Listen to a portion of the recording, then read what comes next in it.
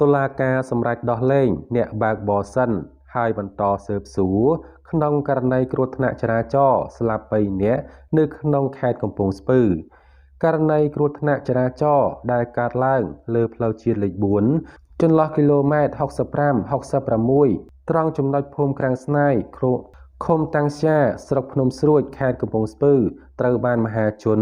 លើកយកមកជជែកយ៉ាងផុសផុសពាក់ព័ន្ធនឹងការដោះលែងអ្នកបើកបររថយន្តករណីនេះស្នងការដ្ឋាននគរបាលខេត្តកំពង់ស្ពឺបានចេញមុខបកស្រាយថាភាគីម៉ូតូដែលជិះគ្នា3នាក់ជិះបញ្ច្រាស់ទិសទើបបង្កគ្រោះថ្នាក់ស្លាប់ដោយខ្លួនឯងចំណែកតុលាការអះអាងថាកំពុងបន្តនីតិវិធីស៊ើបសួរនៅក្នុងករណីនេះ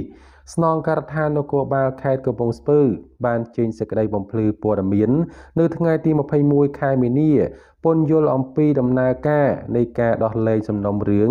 គ្រោះថ្នាក់ចរាចរណ៍ដែលកើតឡើងកាលពីថ្ងៃទី20ខែមីនា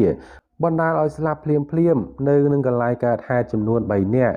ជនរងគ្រោះដែលស្លាប់ទាំង3នាក់នោះពួកគេជិះម៉ូតូដឹកគ្នាលើសចំណុះក្នុងរបាយការណ៍ប៉ូលីសបញ្ជាក់អំពីភាគីម៉ូតូបែបនេះថាបើកបរមិនប្រកាន់ស្ដាំត្រង់ចំណុចមានគំនូសជាប់បង្ហូតកណ្ដាលទ្រូងផ្លូវហាមបើកបរជែងឬឆ្លងកាត់បានបើកបរបញ្ច្រាស់ទិសចរាចរណ៍ក្នុងចំណែកផ្លូវម្ខាងទៀតទៅបុករថយន្តមួយគ្រឿងដែលកំពុងធ្វើដំណើរបើកបរបញ្ច្រាស់ទិសគ្នា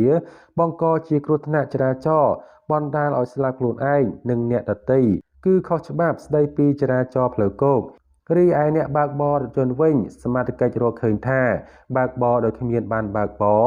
អ្នកបើកប្រឈមនឹងច្បាប់ស្ដីពីចរាចរណ៍ផ្លូវគោកត្រង់មាត្រា75ថ្មីមាត្រា75ថ្មីចែងថាជនណាបើកបរយានយន្តដោយគ្មានបានបើកបរក្នុងរយៈពេលដែលបានបើកបរត្រូវបានដកហូតព្យួរទុកជាមោឃៈប្រឈមនឹងផ្ដន្ទាទោសដាក់ពន្ធនាគារពី1ខែទៅ6ខែនិងរងពិន័យជាប្រាក់80,000រៀលទៅ4លានរៀលក្រោយរៀបចំសំណុំរឿងខាងលើហើយសមត្ថកិច្ចក៏បានបញ្ជូនទៅតុលាការខេត្តកំពង់ស្ពឺដើម្បីចាត់វិធានការបន្តស្នងការដ្ឋាននគរបាលខេត្តកំពង់ស្ពឺបានបញ្ជាក់បន្ថែមថាជាឆន្ទានុសិទ្ធិតាមច្បាប់ស្ថាប័នអัยការសម្រាប់បន្តនីតិវិធីករណីអ្នកបើកបរដោយគ្មានបានបើកបរតាមមាត្រា75ថ្មីខាងលើ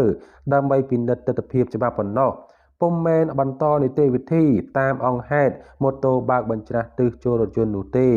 មកដល់ពេលនេះតំណាងអัยការអមសាលាដំបងខេត្តកំពង់ស្ពឺបានអនុញ្ញាតឲ្យអ្នកបើកបររថយន្តវិលត្រឡប់ទៅកាន់គេហដ្ឋានវិញហើយពាក់ព័ន្ធនឹងករណីនេះលោកទិតសុចត្រាព្រះរាជអាជ្ញារងខេត្តកំពង់ស្ពឺក៏បានបកស្រាយដែរថាតុលាការ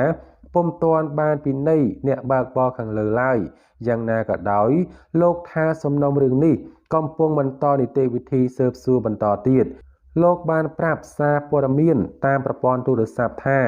យើងដោះលែងគាត់ជាអ្នកបើកបរឲ្យនៅក្រៅឃុំសិនបណ្ដោះអាសន្នសិនហើយខាងយើងកំពុងបន្តនីតិវិធីស៊ើបសួរបាទចំណែកព័ត៌មានមួយទៀតគឺមានចំណងជើងថា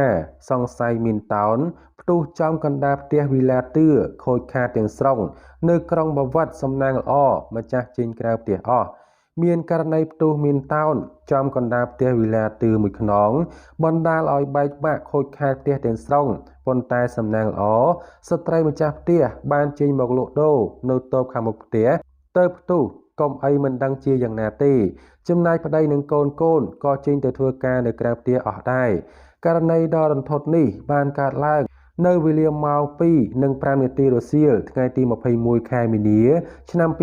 2025នៅចំណុចផ្ទះជាងបុកអណ្ដូងដែលមានយីហោសៃពៅ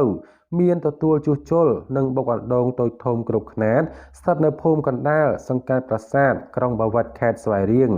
បាទតាមស្ត្រីម្ចាស់ផ្ទះរងគ្រោះបានឲ្យដឹងថានេះសំណាងល្អខ្លាំងណាស់មុនពេលកើតហេតុរូបគាត់បានដើរចេញមកលក់តូបខាងមុខផ្ទះស្រាប់តែឮសំឡេងផ្ទុះក្រាំងក៏ក្រើកដីឃើញផ្ទះរបស់គាត់ប៉ើងដុំថ្មនិងដំបូលផ្ទះគ្រៀតចេញឡើងលើផ្សែងហុយខ្មួលខ្មាញ់ឡើងលើ គាត់ភ័យតក់ស្លុតយ៉ាងខ្លាំងបង្កឲ្យមានការភ្ញាក់ផ្អើលដល់អ្នកភូមិនិងអ្នកធ្វើដំណើរតាមដងផ្លូវមកចោមរោមមើលពីចម្ងាយបើតាមស្ត្រីម្ចាស់ផ្ទះរងគ្រោះបានឲ្យដឹងបន្តទៀតថាចំណែកប្តីគាត់និងកូនក៏បានចាកចេញទៅធ្វើការនៅខាងក្រៅអស់ទៅគ្មានប៉ះពាល់ទៅដល់អាយុជីវិតបើតាមអ្នកឃើញហេតុការណ៍បានប្រាប់ថាដំបូងនឹកស្មានថាជាករណីផ្ទុះធុងហ្គាសក៏ប៉ុន្តែបើតាមការសន្និដ្ឋានបឋមរបស់សមត្ថកិច្ចសង្ស័យជាករណីផ្ទុះមានតោនចំកណ្ដាលផ្ទះទើបកម្លាំងផ្ទុះខ្លាំងបណ្ដាលឲ្យបែកបាក់បន្ទប់ជញ្ជាំងថ្មដំបូលផ្ទះពីឡាទឿមួយខ្នងប៉ើងខ្ទេចខ្ទីរៀបដល់ដីបែបនេះសល់តែជញ្ជាំងខាងមុខប៉ុណ្ណោះប្រភពប្រាប់បន្តទៀតថាការពិនិត្យមើលកន្លែងកើតហេតុគឺឃើញមានរណ្ដៅមួយចំកណ្ដាលផ្ទះគ្រាប់ផ្ទុះចេញពីក្នុងដីដោយផ្ទះនេះទើបតែសាងសង់ថ្មីដោយលើកដីដាក់ភូមិថ្មីសង្ស័យពេលជីករណ្ដៅដីយកអាចដីមកចាក់លើកភូមិដើម្បីសង់ផ្ទះនោះជីកដោយគ្រាប់មានតោនមកជាមួយដែលវាកប់ក្នុងដីកណ្ដាលផ្ទះហើយមិនដឹងថាមានមូលហេតុអ្វីស្រាប់តែផ្ទុះបែបនេះប្រភពប្រាប់បន្តទៀតថាប៉ុន្តែគឺសំណាងខ្លាំងណាស់បើផ្ទុះពេលក្រុមគ្រួសារកំពុងស្នាក់នៅក្នុងផ្ទះពេលកំពុងដេកឬសម្រាកនៅពេលយប់ឬពេលហូបបាយជុំគ្នាមិនដឹងថាវាសនាទៅជាយ៉ាងណានោះទេបើផ្ទះមួយខ្នងបែកបាក់ខ្ទេចខ្ទីរៀបដល់ដីបែបនេះសូម្បីទ្រព្យសម្បត្តិគ្រឿងសម្ភារៈតុកទូក្រែកន្ទេលពូកខ្នើយខូចគ្មានសល់នៅក្នុងផ្ទះបែកបាក់ខ្ទេចខ្ទីទាំងស្រុងសូមបញ្ជាក់ថាភូមិកណ្ដាលសង្កាត់ប្រាសាទនេះគឺនៅជិតព្រំដែននៅក្នុងសម័យសង្គ្រាមគឺជាទីតាំងសមរភូមិផងដែរទើបមានគ្រាប់មីនតោនកប់នៅក្នុងដីយ៉ាងដូចនេះ